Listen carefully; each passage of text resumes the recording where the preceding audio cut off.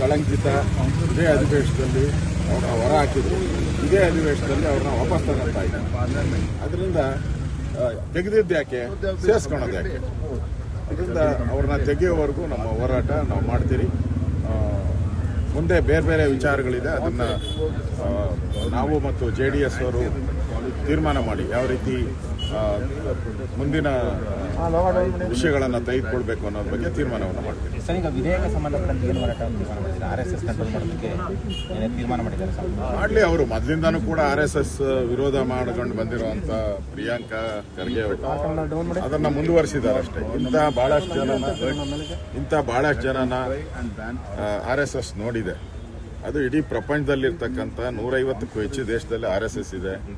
ಈ ದೇಶದ ಪ್ರಧಾನಿನೂ ಕೂಡ RSS ಅವರು, ನಾನು RSS, ಒಂದು 15-20 ಜನ ಮುಖ್ಯಮಂತ್ರಿಗಳು RSS.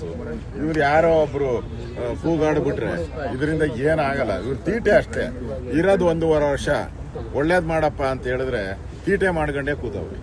ಇನ್ನೊಂದೂವರೆ ವರ್ಷ ಆದ್ಮೇಲೆ ಏನ್ ಮಾಡ್ತೀರಾ? ಆಮೇಲೆ ಯಾರು ಬರ್ತಾರೆ ನಿಮ್ಮ ಹತ್ರಕ್ಕೆ? ಅವಾಗ ಏನ್ ಮಾಡ್ತತೆ ನಿಮ್ಮ ಮನೆ ಬಾಗಿಲ ಹತ್ರ? ಅದರಿಂದ ಈ ತೀಟೆಗಳೆಲ್ಲ ಬಿಟ್ಟು ನ್ಯಾಯವಾಗಿ ನಡೆಸ್ಕೊಂಡು ಹೋಗಿ, ಗೌರವಯುತವಾಗಿ ಇರುವಂತ 1.5 ವರ್ಷನ ಗೌರವಯುತವಾಗಿ ನಡ್ಕೊಂಡು ಹೋಗಿ. ಬಿರಿ ಕಿತಾಪತಿ ಮಾಡ್ಕೊಂಡೆ ಸರ್ಕಾರ ಅಭಿವೃದ್ಧಿ ಮಾಡಿದೆ, ರಸ್ತೆಗಳೆಲ್ಲ ಹಾಳು ಬಿದ್ದಿದೆ, ಸಂಬಳ ಕೊಡಕ್ ಯೋಗ್ಯತೆ ಇಲ್ಲ, ಪೆನ್ಷನ್ ಕೊಡಕ್ ಯೋಗ್ಯತೆ ಇಲ್ಲ. ಅದನ್ನ ಬಿಟ್ಬಿಟ್ಟವ್ರೆ. RSS ಫಸ್ಟ್ ನಿಮ್ ಯೋಗ್ಯತೆ ಪೆನ್ಷನ್ ಸಂಬಳ ನ್ಯಾಯವಾಗಿ ಕೊಡ್ರಿ, ಸರ್ಕಾರ ನ್ಯಾಯವಾಗಿ ನಡೆಸಿ, ಆಮೇಲೆ RSS ಬಗ್ಗೆ ನಿಮ್ದೇನಿದೆ ಮಾತಾಡೋಣ. ಇಂಥ ಪರ್ಸನಲ್ ಆಗಿ ತಗೊಂಡವರೆಲ್ಲ ಮೂಲೆ ಗುಂಪಾಗೋಗ್ಬಿಟ್ಟವ್ರೆ. RSS ಯಾರ್ಯಾರು ವಿರೋಧ ಮಾಡಿದ್ರ ಅಂತ ಇಂದಿರಾ ಗಾಂಧಿನೇ ಬೋರ್ಡ್ ಗಿಲ್ದಂಗ್ ಹೊರಟೋದ್ರು, ನೆಹರುನೇ ಬೋರ್ಡ್ ಗಿಲ್ದಂಗ್ ಹೊರಟೋದ್ರು, ರಾಜೀವ್ ಗಾಂಧಿನೇ ಬೋರ್ಡ್ ಗಿಲ್ದಂಗ್ ಹೊರಟೋದ್ರು. ಇವ್ರು ಯಾರು ಲೆಕ್ಕ?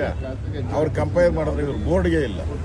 ಅದರಿಂದ ಈ 1.5 ವರ್ಷ ಕುಣಿತಾ ಇದ್ದಾರೆ. ಕುಣಿಲಿ, ನಾವು ನೋಡ್ತಾ ಇದ್ದೀರಿ, ಕುಣಿಯೋ ಆಟನೆಲ್ಲ ನೋಡ್ತೀರಿ.